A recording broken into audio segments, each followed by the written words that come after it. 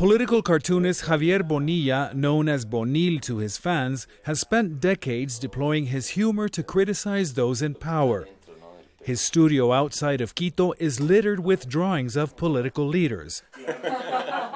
Its walls covered with sketches and notes by colleagues from all over the world. But his drawings have inspired no love from one of Bonil's main subjects, Ecuadorian President Rafael Correa. After he published several cartoons making fun of Correa and his policies, Bonil was pressured into issuing a public apology. And he says he started to receive death threats when the president singled him out during his weekly television address for insulting the government. Que el presidente en su show semanal.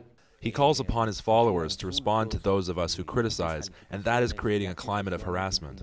Bonil is not the only one. A blogger known as Crudo Ecuador reached up to 400,000 Facebook and Twitter followers who ate up his witty and sometimes cutting criticism of Correa's policies.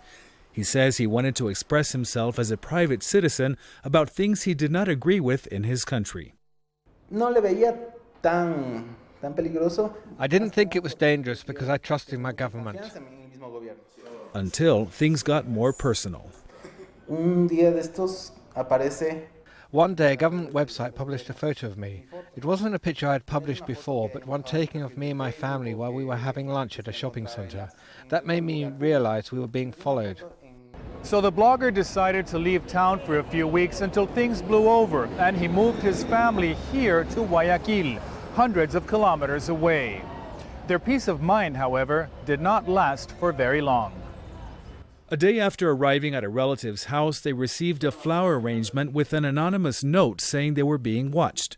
Crudo decided to take down his Facebook page and stop writing about the government. Press activists say they are not surprised. There are multiple strategies to create systems of social control and control through fear that limits essential liberties.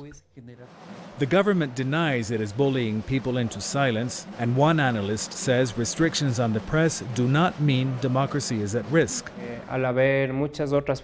There are many forms of direct participation in Ecuadorian democracies, such as local government councils, for example.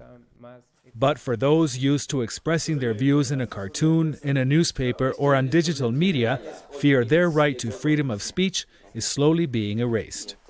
Harris Whitbeck, Al Jazeera, Guayaquil, Ecuador.